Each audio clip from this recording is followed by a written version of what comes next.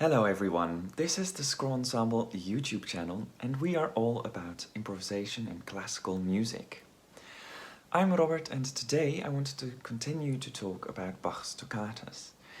In a previous video I used ideas from Bach's most famous D minor toccata and to teach you how to improvise a toccata yourself. Oh, and by the way, don't forget to join our Toccata challenge here. That first video was for beginners, and this video will be a bit more difficult. If you want to improvise inspired by these ideas, you will need to have some experience already. But before I leave, it will still be very interesting to watch, even if you can't apply it yourself just yet. And if you're enjoying our channel, don't forget to like, subscribe and comment. Thank you so much. So in this video I'm going to talk about Bach's other toccatas. I will discuss the elements in the toccatas and talk about typical forms, or how those elements are put together.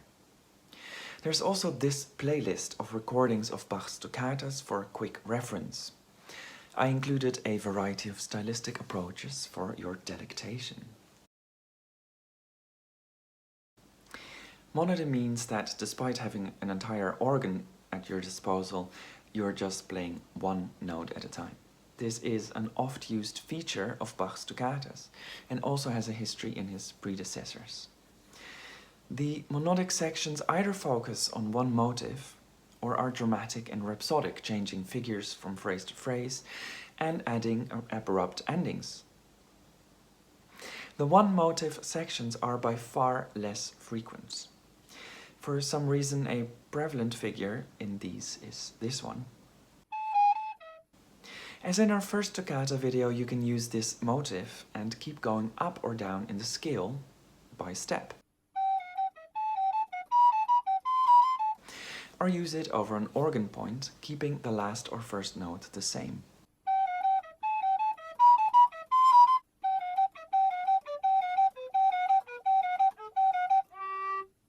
On keyboard instruments, these motifs are often imitated in canon or some other form of imitation.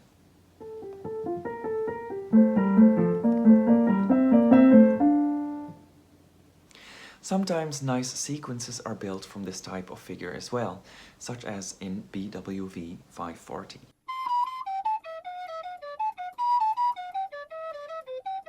An approach to repeating the same motif all the time could be to focus on the idea of exploring it.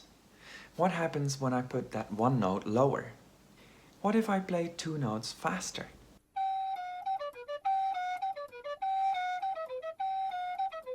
What happens if I keep going up and suddenly start lower again?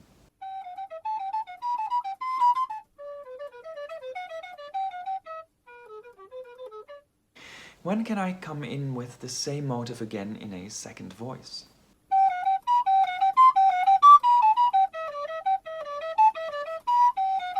In other monodic sections, variety is key. The underlying ideas that are being used are arpeggios, scales, and standard sequences, which are often based on scales. Arpeggios can be pretty straightforward, or played around with, more like this.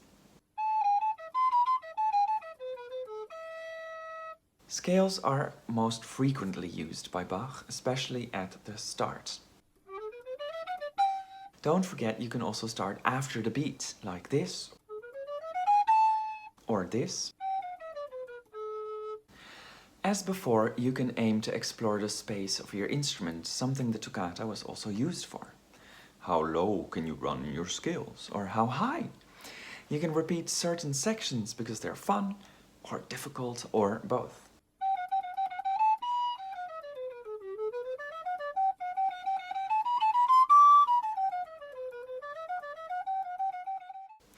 And if you get stuck, it's not a problem. You can just stop abruptly, because that's part of the toccata's genre.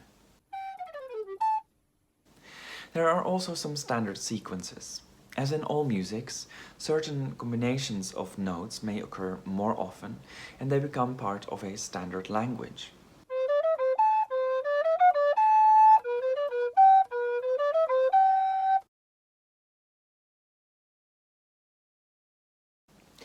The monodic section is often an opening, a sort of prelude. Most of the time it just stays in the same key, and if it does go away in the harmony, modulates, it comes back in the end of the section. Sometimes it's literally just 4 bars, but there's also one monodic section that is more than 2 pages long. If you want to practice a longer rhapsodic section, I would suggest to start with only 2 different figures, which you could even lift from Bach himself. Then play a bit with the one and move to the next, perhaps back and forth. And finally you can see if you can add a 3rd one and if it can still be one piece. And here's a little example.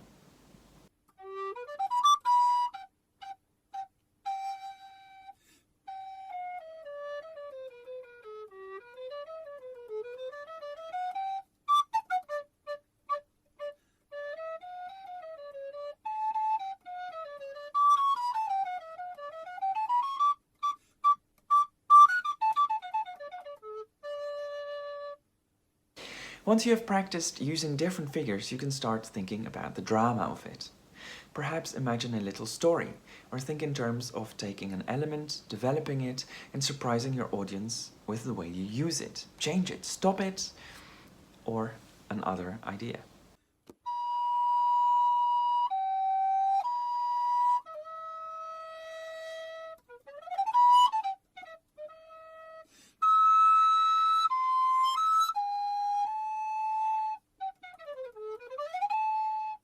Other times, monodic sections are used as a bridge from one movement to the other, and then they are quite short and borrow some material that has happened before.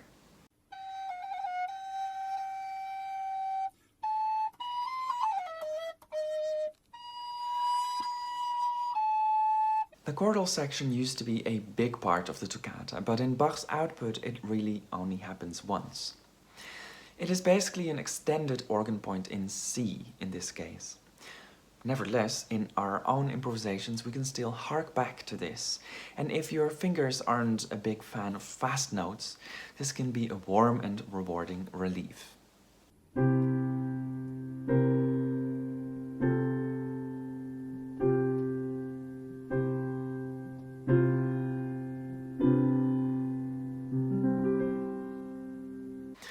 Adagio sections happen often when they're basically a slow movement.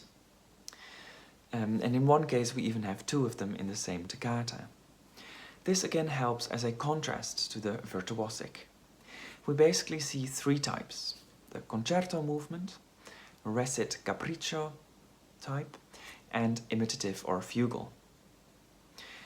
In the imitative type, a motif runs through all the voices.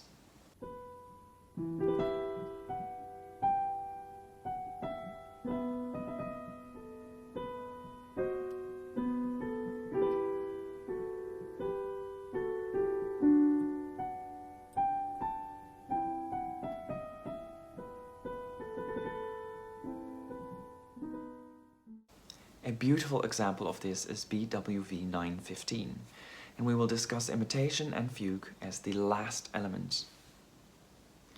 BWV 564 is the most obvious example of the concerto type adagio. Here we find a melody with a simple accompaniment, typical of concertos. The bass has the same pattern as the air on a G string. And I like this one a lot. On a keyboard instrument you can keep this bass going and just add a melody with some long notes. Move the bass first and solve the dissonance later.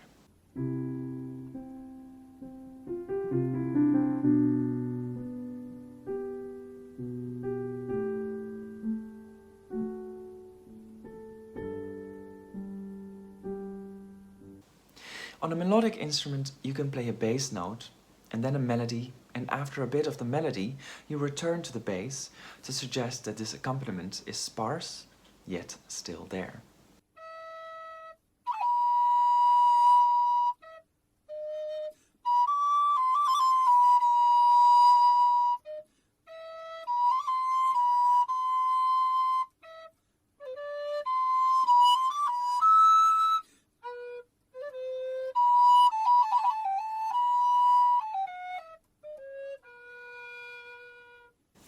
The recit type is actually quite similar to the monodic sections in that there is quite some changes of figuration, and there are often monodic sections as well.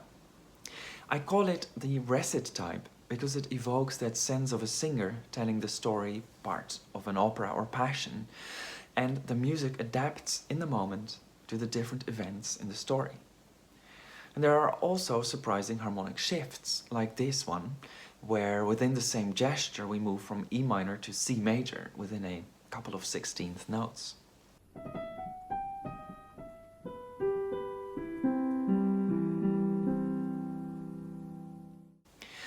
A specific style we see in this is the style style brisé, which was typical of the prélude non mesuré from France, and meant to be played very freely, not measured. That's the name of the piece. It can be used as a separate element, but it often appears inside the adagios. Beside standard arpeggios, it's also typical to use a half-note lift into each chordal note.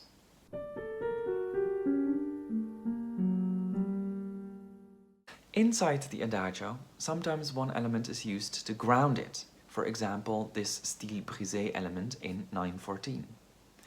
Whilst the rest of the movement keeps changing in texture and movement, this type of chordal play comes back as a sort of ritornello. Interestingly, in most adagios we can see that the monte and this typical 2♯4 are used the most to move things along harmonically. These are the basic building blocks. There are also a few other things, of course, like a circle of fifths and rule of the octave, but they happen really much more rarely, so I thought that was interesting to mention. Improvising these adagios is not easy, but you could also use the passacaglia idea we taught here and use that as an adagio for a simpler element.